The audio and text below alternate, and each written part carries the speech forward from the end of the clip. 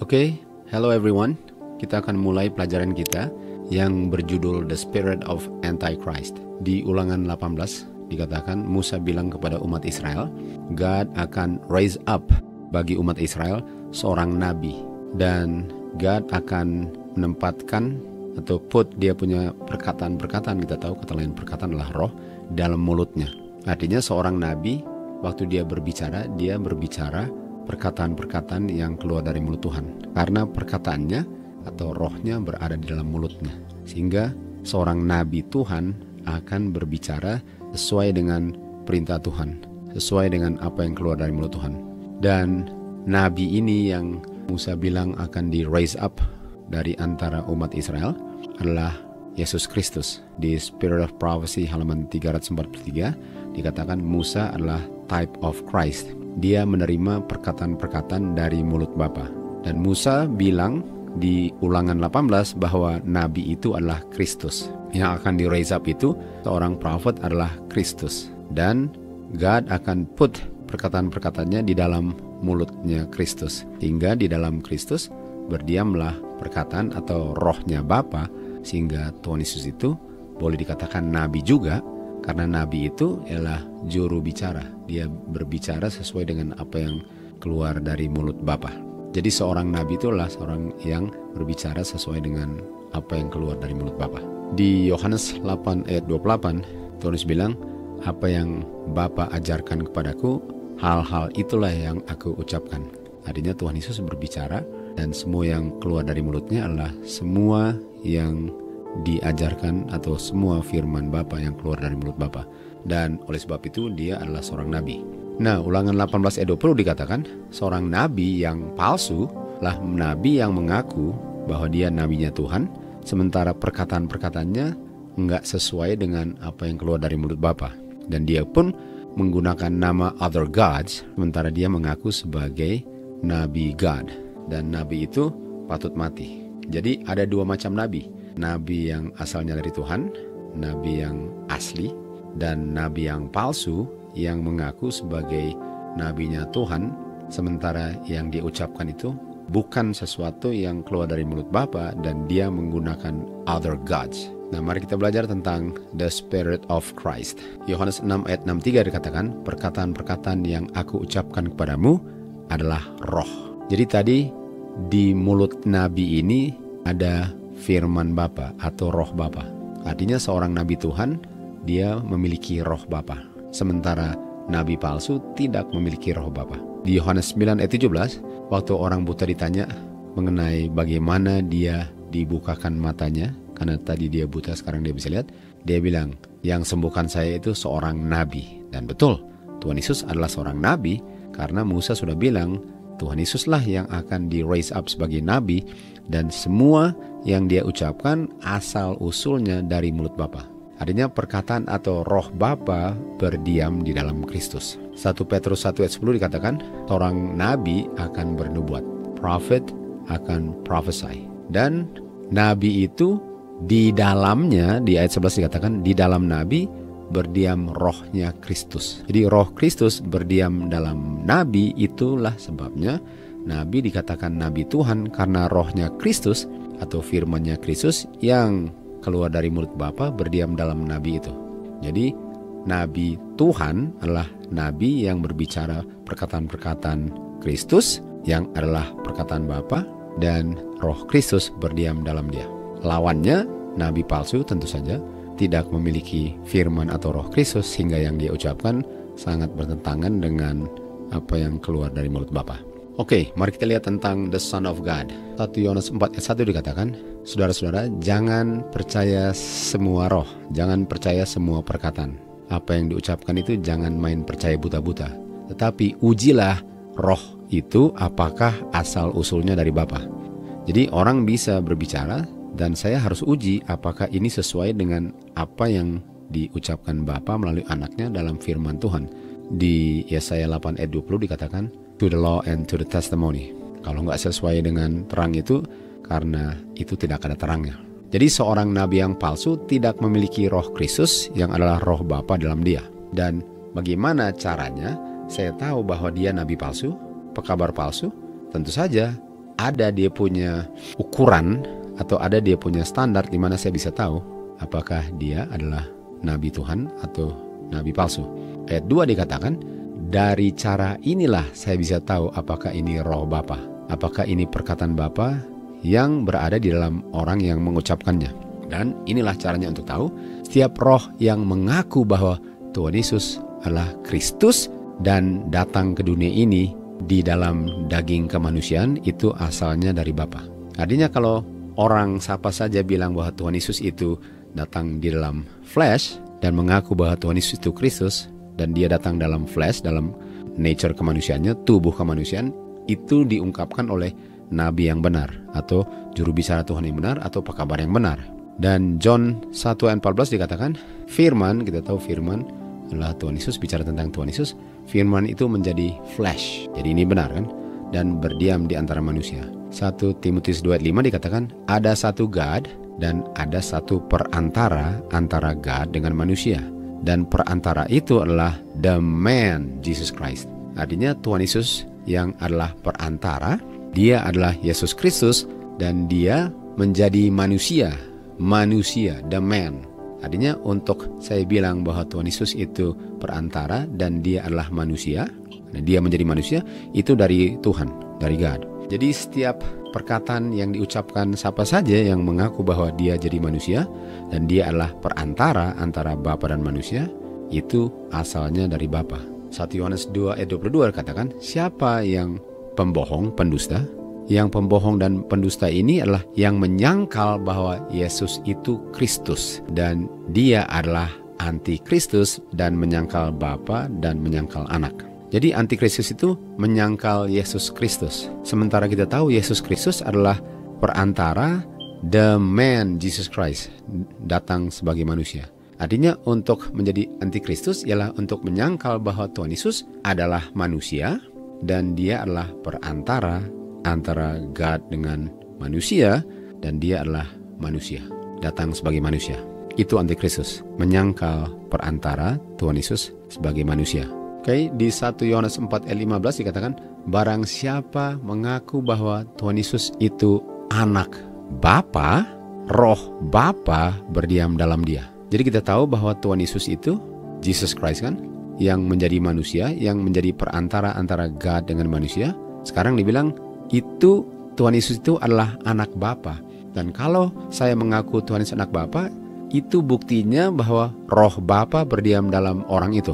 Artinya kalau saya menyangkal bahwa Tuhan Yesus anak Bapa, saya menyangkal dia sebagai manusia dan saya menyangkal sebagai Yesus Kristus dan saya menyangkal dia sebagai perantara. Salah satu ditolak, semuanya ditolak karena ini satu paket. Matius 16 ayat 16, Petrus bilang kepada Tuhan Yesus, engkau adalah Kristus, anak Bapa yang hidup. Anak Bapa yang hidup. Lalu ayat 17 dikatakan, Tuhan Yesus bilang kepada Petrus, diberkatilah engkau Petrus atau Simon Barjona, karena yang mengungkapkan kepada kamu bahwa Kristus itu anak Bapa adalah Bapakku di surga. Kita tahu Bapa di surga, tapi roh Bapa berada dalam Petrus. Itu sebabnya dia bisa bilang bahwa Tuhan Yesus anak Bapa, karena itu diungkapkan oleh roh Bapa yang berdiam dalam dia. Artinya siapa saja yang menyangkal Tuhan Yesus anak Bapa, itu adalah antikristus. Di Ibrani 5 ayat 4 dan 5 dikatakan, untuk seseorang seperti Harun itu untuk menjadi imam besar, dia nggak bisa mengangkat dirinya sebagai imam besar. Dia harus dipilih God untuk menjadi imam besar. Ayat 5, demikian juga Kristus tidak mengangkat dirinya dan memuliakan dirinya menjadi imam besar. Tapi Bapaknya yang bilang atau Bapa yang angkat dia menjadi imam besar, waktu Bapa bilang, engkau adalah anakku, hari ini aku begotten thee. Kata lain begotten adalah lahir. Begotten, keluar dari Bapa. Artinya Tuhan Yesus diangkat menjadi imam besar, menjadi perantara dan menjadi manusia, dan yang menjadi perantara dan menjadi manusia adalah anak Bapa. Jadi untuk menolak anak Bapa sama dengan menolak Tuhan Yesus sebagai imam besar dan menyangkal dia adalah Yesus Kristus, menyangkal dia sebagai manusia, itu antikristus. Semua itu antikristus. Di Ibrani 5 ayat 6 dikatakan, engkau adalah imam besar forever. Artinya sebagaimana Tuhan Yesus imam besar, Tuhan Yesus pun anak. Karena di saat Tuhan Yesus adalah anaknya Bapa, di saat itu Bapa bilang kepada anaknya, engkau adalah imam besar. Jadi Tuhan Yesus sebagai imam besar dan sebagai anak Bapa itu satu paket. Untuk menjadi imam besar ialah untuk menjadi perantara, dan perantara itulah the man Jesus Christ, dan datangnya sebagai manusia. Artinya siapa saja yang menyangkal Tuhan Yesus sebagai manusia, menyangkal dia Yesus Kristus, menyangkal perantara sebagai imam besar, menyangkal dia sebagai anak Bapa, itu antikristus. Di Ibrani 4 ayat 14 dikatakan, Tuhan Yesus adalah imam besar dan dia adalah Yesus anak God. Tuhan Yesus adalah imam besar dan dia adalah the Son of God. Dan dia adalah perantara sebagai imam besar, dan dia adalah perantara di mana dia jadi manusia. Tuhan Yesus adalah manusia, perantara, imam besar, anak God, semua satu paket. Dan karena Tuhan Yesus imam besar dan sebagai manusia, itu sebabnya Tuhan Yesus bisa menolong manusia, karena Tuhan Yesus adalah manusia dan Tuhan Yesus mengerti apa artinya untuk digoda dan menang. Itu sebabnya kita ada imam besar yang sangat mengerti kondisi manusia, karena dia sendiri manusia digoda dan tidak pernah berdosa. Jadi untuk menyangkal Tuhan Yesus sebagai manusia, artinya Tuhan Yesus nggak bisa menolong manusia, karena dia sendiri bukan manusia kalau menyangkal dia sebagai manusia. Dan untuk menyangkal dia sebagai manusia ialah untuk menyangkal dia sebagai imam besar. Menyangkal dia sebagai imam besar, menyangkal dia sebagai perantara, menyangkal dia sebagai anak Bapa. Dan dengan saya menyangkal dia sebagai anak Bapa dan sebagai manusia, imam besar, perantara, saya menjadi pekabar nabi palsu. Dan dikatakan itu adalah roh antikristus. Mari kita lihat roh antikristus. 1 Yohanes 4 ayat 3 dikatakan, setiap roh yang tidak mengakui bahwa Tuhan Yesus datang di dalam daging atau dalam kemanusiaan bukan asalnya dari God. Tapi kita tahu untuk menjadi the flesh itu Tuhan Yesus sebagai perantara, dan sebagai perantara sebagai imam besar, dan sebagai imam besar adalah sebagai anak God. Artinya semua roh yang menyangkal bahwa Tuhan Yesus itu anak Bapa, otomatis dia bilang dia menyangkal Tuhan Yesus datang sebagai manusia. Dan itu adalah roh antikristus. Roh bahwa dia menyangkal Kristus menjadi manusia, menyangkal sebagai imam besar, menyangkal sebagai anaknya Bapa. Dan roh itu sudah ada di dunia ini sekarang. Roh itu adalah roh yang menyangkal Tuhan Yesus sebagai anak Bapa. Itu adalah roh antikristus. Kita lihat di sini ada buku yang ditulis dan penulisnya adalah Max Hatton. Judulnya adalah Understanding the Trinity. Di halaman 97 dikatakan, hubungan Bapa dan Anak di dalam Godhead harus dimengerti sebagai satu simbol. Artinya ini bukan kenyataan, ini metaphorical sense. Jadi Bapa dan Anak itu bukan kenyataan, bukan literal sense. Ini adalah satu simbol. Artinya penulis buku ini bilang bahwa Tuhan Yesus bukan anak Bapa. Dan kalau bukan anak Bapa, otomatis bukan jadi imam besar. Dan bukan menjadi imam besar yang datang menjadi manusia. Karena dia menyangkal bahwa Tuhan Yesus anak God. Artinya ini adalah roh Antichrist yang diajarkan di dalam Alkitab. Dan di majalah Adventist Review, kita baca di sini, rencana keselamatan di dalam covenant dibuat oleh 3 oknum daripada Godhead yang memiliki keilahian yang equally, yang sama. Untuk bisa menyingkirkan dosa dan pemberontakan di semesta alam, untuk mengembalikan harmoni dan kedamaian, salah satu oknum yang ilahi ini menerima peranan sebagai Bapa. Artinya dia bukan Bapa, dia hanya berperan sebagai Bapa. Dan oknum yang lain menerima peran sebagai anak, artinya dia bukan anak. Dan karena dia bukan anak, artinya dia hanya berperan sebagai anak karena dia bukan anak. Artinya Bapa dan anak itu sebenarnya bukan hubungan Bapa dan anak. Itu adalah hubungan peranan sebagai Bapa dan anak, sebagaimana di dunia ini sandiwara Bapa dan anak. Nampaknya ajaran ini mengajarkan bahwa hubungan Bapa dan anak pun hubungan sandiwara. Jadi kita bisa lihat bahwa ini ajaran menyangkal Tuhan Yesus sebagai anak Bapa, otomatis menyangkal Tuhan Yesus sebagai imam besar, mediator, dan otomatis menyangkal dia sebagai manusia otomatis. Dan ini adalah roh antikristus. Kita baca selanjutnya dengan menerima peranan daripada rencana yang sudah direncanakan ini, nggak ada dari antara kedua ini yang kehilangan keilahiannya. Mereka itu sama-sama satu dengan equal. Tapi mengenai rencana keselamatan, ada di mana salah satu daripada oknum ini yang mengaku sebagai anak tapi bukan anak, dia harus tunduk kepada bapaknya walaupun bapaknya bukan bapak. Jadi kayak bersandiwara. Ini adalah misteri. Jadi di Adventist Review ini dan tulisan buku ini daripada penulis Adventist ini mengajarkan bahwa Tuhan Yesus bukan anak. Dan kalau dia bukan anak, di Ibrani 5 dibilang, dengan dia menjadi anak, dia menjadi imam besar. Jadi Tuhan Yesus ditolak sebagai anak, otomatis ditolak sebagai imam besar, otomatis ditolak sebagai perantara, dan perantara itu adalah Jesus Christ, the man, otomatis dia ditolak sebagai manusia. Dan itu adalah roh antikristus. Kita lihat tentang the love of God. 1 Yohanes 4 ayat 8 dikatakan, God is love. God is love. Kita tahu love adalah buah roh.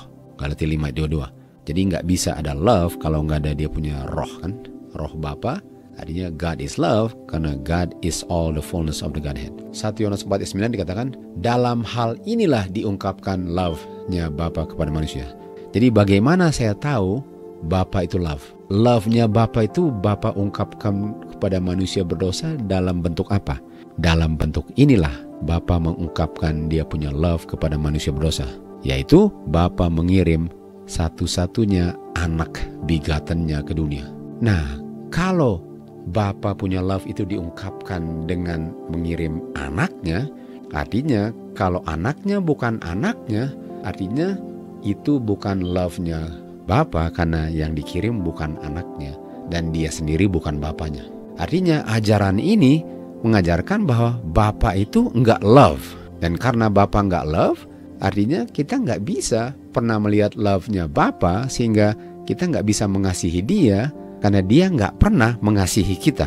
Karena yang dibilang kasih Bapa itu ialah waktu dia berikan anaknya, sementara ini bukan anaknya. Sehingga itu bukan dia punya love. Jadi ajaran ini sangat mengerikan sekali karena orang yang mau menerima ajaran ini tentu saja akan hilang. Di Yohanes 14 ayat 15 dikatakan, if you love me. Tapi di 1 Yohanes 4 ayat 19 dikatakan, kamu mengasihi aku karena aku telah lebih dulu mengasihi engkau. Dan karena saya nggak pernah lihat kasihnya Bapa, karena yang dikirim bukan anaknya dan yang mengirim bukan bapaknya, saya nggak pernah mengasihi dia sehingga saya nggak pernah bisa menurut hukumnya, sehingga saya nggak pernah bisa berhenti berdosa. Di Roma 8 ayat 38 dan selanjutnya dikatakan, kematian, kehidupan, malaikat, prinsipalitas, kuasa, hal-hal yang sekarang, hal yang nanti, kedalaman, ketinggian, makhluk apapun tidak bisa memisahkan saya dari the love of God. Dan the love of God itu berada di dalam anaknya. Karena anaknya memiliki roh Bapa. Jadi kalau the love of God itu nggak bisa memisahkan saya, dan the love of God yang maksimal yang manusia bisa lihat ialah bagaimana Bapa mengirim anaknya. Dan kalau Bapa bukan Bapa dan anak bukan anak, artinya saya nggak pernah memiliki the love of God. Artinya saya sangat gampang untuk dipisahkan dari Bapa dan dari Kristus karena saya tidak memiliki love-nya God. Karena love-nya God itu adalah sandiwara. Yohanes 3:16, God sangat mencintai dunia dengan catatan benar-benar anaknya yang dikirim dan benar-benar Bapa yang mengirim anaknya. Bapa sangat mencintai orang-orang berdosa di dunia sehingga dia berikan satu-satunya begotten Son. Ini cara Bapa mengungkapkan love-nya agar barang siapa percaya di dalam anaknya. Di Roma 8 dikatakan di dalam anaknya apa? The love of God. Artinya kalau the love of God itu bukan the love of God, karena God itu bukan Bapa dan anak itu bukan anak, artinya di dalam anak tidak ada love of God atau love of God sandiwara yang ada dalam anak. Sehingga bagaimana saya akan menerima kehidupan kekal kalau yang saya terima adalah love sandiwara. Sehingga semua orang yang percaya doktrin palsu ini akan dibinasakan. Matius 16 ayat 16. Petrus bilang, engkau adalah Kristus, anak God yang hidup. Ayat 18 dikatakan, Tuhan Yesus bilang, engkau adalah Petrus. Di atas batu ini, di atas kebenaran bahwa akulah Kristus anak Bapa, aku akan membangun gerejaku. Dan kuasa setan tidak bisa menumbangkan gereja itu. Karena gereja itu didirikan di atas batu, dan batu itu kita tahu di Lukas 6 ayat 48 menunjukkan kepada fondasi, dan batu itu adalah Kristus atau batu Kristus. Artinya kalau saya punya pengertian bahwa Kristus bukan anak Bapa, artinya gereja itu pasti akan jatuh. Karena fondasinya bukan batu, bukan Kristus, bukan kebenaran Kristus bahwa Kristus anak Bapa. Dan Lukas 6:48 katakan gereja yang dibangun fondasinya diletakkan di atas batu kebenaran bahwa Tuhan Yesus anak Bapa, waktu banjir datang, waktu angin meniup, dia nggak bisa jatuh karena didirikan di atas batu kebenaran bahwa Tuhan Yesus benar-benar anak Bapa. Di Battle Creek Letters halaman 81 dikatakan musuh atau setan mau bikin reformasi di antara Seventh Day Adventist. Dan hasil daripada reformasi setan di gereja ini akan menghasilkan doktrin-doktrin yang selama ini berdiri sebagai tiang-tiang iman dibuang. Akan terjadi proses reorganisasi. Seandainya reformasi ini berhasil, prinsip-prinsip kebenaran yang Bapa dalam hikmatnya telah berikan kepada gereja remnant ini akan dibuang. Agama Seventh Day Adventist akan dirubah. Prinsip-prinsip fundamental. Prinsip fundamental apa? Batu yang selama ini berdiri untuk 50 tahun bisa dibilang akan dibilang salah. Organisasi baru akan dibentuk. Buku-buku yang menuliskan tentang Trinitas ditulis. Pondasi gereja Seventh Day Adventist dibangun di atas pasir karena mereka menyangkal bahwa Tuhan Yesus adalah anak God, sandiwara anak God. Dan kalau Tuhan Yesus benar-benar anak God dan memang anak God, artinya fondasinya di batu. Tetapi kalau Tuhan Yesus ditolak sebagai anak God, fondasinya di pasir. Dan badai akan menghanyutkan struktur fondasi ini hingga hanyut semua. Tadi dikatakan gereja yang didirikan di atas batu tidak akan jatuh. Sementara yang mengaku Advent ini membangun fondasinya di atas pasir bukan di atas batu, dan krisis akan menghanyutkan yang mengaku sebagai gereja Tuhan ini. Karena mereka menyangkal bahwa Tuhan Yesus anak God, otomatis menolak Tuhan Yesus sebagai imam besar, menolak Tuhan Yesus sebagai perantara, menolak Tuhan Yesus datang dalam kemanusiaannya. Sehingga kita tahu bahwa kita hidup di akhir zaman, karena tanda daripada akhir zaman adalah roh-roh antikristus yang menyangkal Tuhan Yesus sebagai anak Bapa.